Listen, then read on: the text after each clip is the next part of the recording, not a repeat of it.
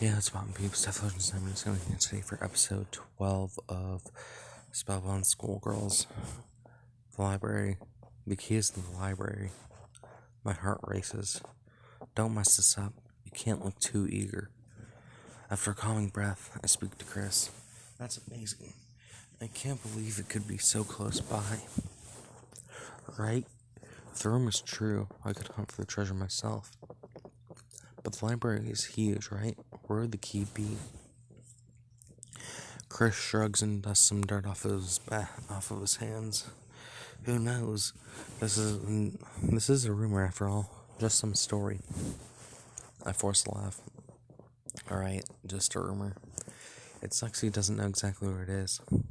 But this is a big step. Although, I'm curious. Where did he hear about this? I glance at Chris as he happily pulls out more weeds. Should I ask or just be happy with the information I have? You really know a lot, Chris. Well, I've worked here for a long time. I'd have to be deaf not to hear a few juicy rumors. Still, thanks. You've helped out more than you know. Happy to help, kid. I push myself to finish all the other errands as quickly as I can. As I'm about to finish up, Chris turns to me. I just remembered. Keep that key rumor to yourself. Huh? Chris suddenly looks quite pale. Please. It's for my safety. I don't understand. He says and starts to pack up his tools. The headmaster doesn't want rumors of the treasure spreading. How come? Is he worried about the treasure being dangerous? That might be part of it, but there was an incident where some students dug a hole in the sports field, and when they were caught, they said they did it so they could find the treasure. Idiots. Right? They should have dug in a more secluded area. You're missing the point, but whatever. The headmaster just wants to prevent that from happening again. We can't have students digging up in the school for a chance of finding the treasure. So if the headmaster finds out you told me, he might reopen the dungeon and just throw me in there. That's scary. Should I just lie and say I'll keep it to myself, or should I be honest? I feel a wave of guilt, but there's no helping it. Don't worry, I won't tell a soul. Chris sighs heavily. That's a relief. The end result is the same. No one from our side will spread the rumor anyway. This helps ease my guilt a little bit. We finish up, and I part ways from Chris with a spring in my step. We're almost there. The next day, we're all gathered in the committee room. So yeah, it's probably in the library. My holds her head in regret. All this time, the answer was right there. Why didn't I talk to Chris sooner? Haruna pats her shoulder. It's okay, Mai. The result is what matters. We've made progress. It's amazing he told you all that for free. I have Do Not Disturb on. How am I getting all that? I see him around, but I've never spoken to him before. What's Chris like? I think about it for a while. Seems like a good guy. He talks a lot. Like, a lot. That much I've heard. But he didn't give me a hard time for getting punished, so not a bad person. I'll have to compensate him somehow. Wait, why didn't I get compensation? I smiles as if the answer is obvious. Silly Austin. Our relationship is too pure to taint with rewards and gifts. What a harsh work environment. Anyway, we can agree the library is worth checking out. But where? Chris didn't have a specific location either. This is as far as the rumor takes us.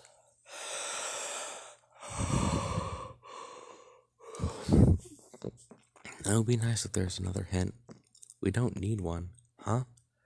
Mai grins as if everything is moving according to her plans. There's only one place the teachers will feel comfortable hiding something this valuable. A certain high security area pops into my mind. Oh, That's pretty obvious now that I think about it. Right?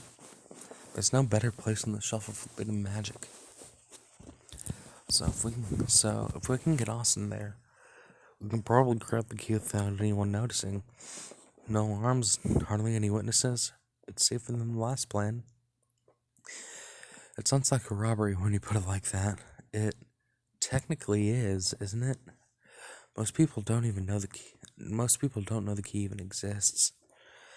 In this case, we're discovering it, not stealing it. What are we with words? What are we with words? What a terrifying child. Putting that aside, let's iron out the details. We should probably go get the key later this afternoon, just before the library closes, right? Haruna nods. The fewer people, the better. Then we'll meet at the library just before evening. Everyone okay with that? Of course. Yes. Sure.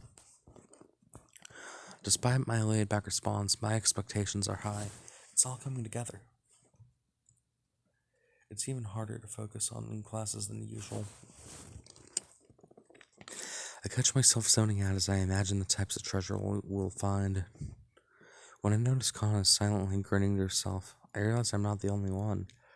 Thankfully, though, the day does eventually end. Haruna leaves to help Mai finish any committee work, and Kana gets called by Ai. Are you going to be okay?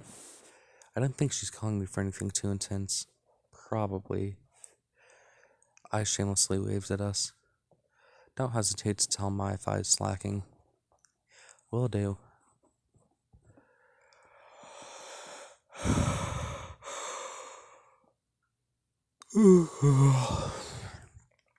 With everyone busy, I go back to my room and wait. Unfortunately, with nothing to do, I get bored immediately. We still have an hour. Should I just go now? There's no difference between the boredom of waiting here and the boredom of waiting there. With that logic, I quickly get up. On my way to the library, I can't help but feel relaxed. No time to sneak around. No need to sneak around this time. The life of a good student is nice. The moment I arrive, I spot Kana patiently waiting outside the library. I smile and greet her with a wave. I figured you'd be first, but not this early. Austin? No. I just happen to be around, so it's a coincidence? A total coincidence. Really? Really? I see. And the real reason? Kana flinches like she's been hit. I was really excited, so I came here early. Doesn't honesty feel good? Austin, somehow you've become a bit of a bully. I haven't. Wait, have I? Doubt creeps in. I look over all my actions up until now. A second later, Kana bursts into laughter. It was a joke. Were you seriously worried? I breathe out a sigh. Kana, you've grown. Eh? Thank you? We settle into a spot just a bit away from the entrance. So, you're looking forward to getting the treasure? It's more that I'm looking forward to seeing what it is. Mystery, huh? Definitely. Her eyes sparkle with excitement. The sight makes me remember my first day here, you know? This is why we had such a weird introduction. Your curiosity is intense. I don't think it was that. She flushes with embarrassment as she remembers. Looking back, it was really embarrassing. Not every day I get asked what my attribute is. Please forget that. I was really worried I was getting involved with a weirdo. She pouts and looks away from me. Your response is weird too, you know. Maybe by which standards? By normal standards, you're lucky I replied at all. But, yeah, I'm glad I did. Really? Definitely. Compared to back then, my impression of you is completely different. Kana shows me a sly grin I've only ever seen on Mai or Haruna. Oh, and what's your impression of me now? You've been hanging around Haruna and Mai too much, asking me some difficult questions. I don't know what you're talking about. Sure. You won't answer? Well, I probably can't avoid this one, but what do I think of Kana? I guess your fellow treasure hunter. Kana stares at me blankly. Uh-huh. Sorry, that isn't clear. What I mean is, I can trust you. The treasure hunting thing is bound to be dangerous, right? The closer we get, the more real the danger feels. Kana nods. It does feel more solid the further we go along. But despite all that, I don't feel worried because you're here. Huh? Frankly, knowing you have my back makes this all easier. I guess that's what I meant. Kana is silent for a while before she laughs. Right. There needs to be that level of trust. She faces me full of confidence. Thank you for believing in me. Well, you make it easy. We pass the time chatting aimlessly until the rest of our team arrives. Good, you guys are already here. Kana, I understand, but even you, Austin? Haruna, do you know the pain of doing nothing when adventure is within your reach? The agony of knowing the key to forbidden secret is just around the corner? Haruna nods. I see. You've been through this much. You're going to just let that go? I've learned that this is the best way to deal with them. That looks helpful. Kana? Well, it's part of your charm, so don't worry about it. I places a hand on my shoulder. Be glad. Kana's grown to the point where she can tease others. It seems to be aimed at me a lot, though. Well, Harun is scary when she's mad. I understand. Am I? The person herself isn't aware, but, you know. I nod while Haruna frowns. We enter the library.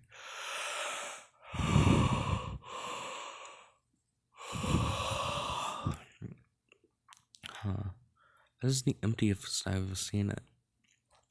It's not like I expected the library to always be packed, but it really does have a different feeling when it's empty. You make it sound like it's your first time seeing it like this. It is. I don't spend much time here. With your grades, really? Mai doesn't study much. She just pays attention in class. I look at Mai, so she's one of those. Somehow, your gaze is cold, Austin. I'm just remembering the fact that you're a genius. Don't mind me. The closer we get to the shelf of forbidden magic, the fewer people there are.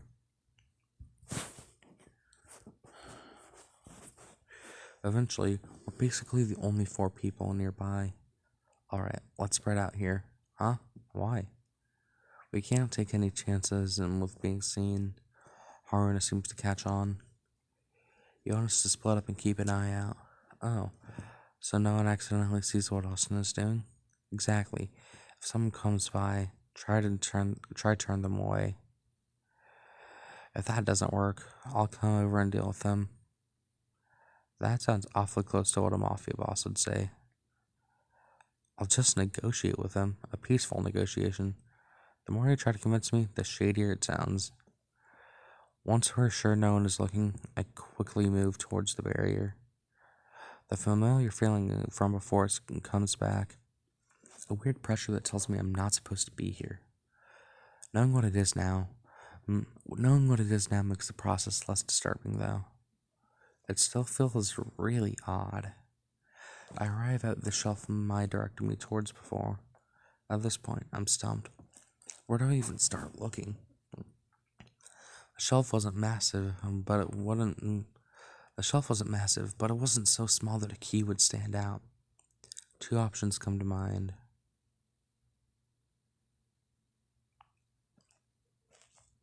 Ooh.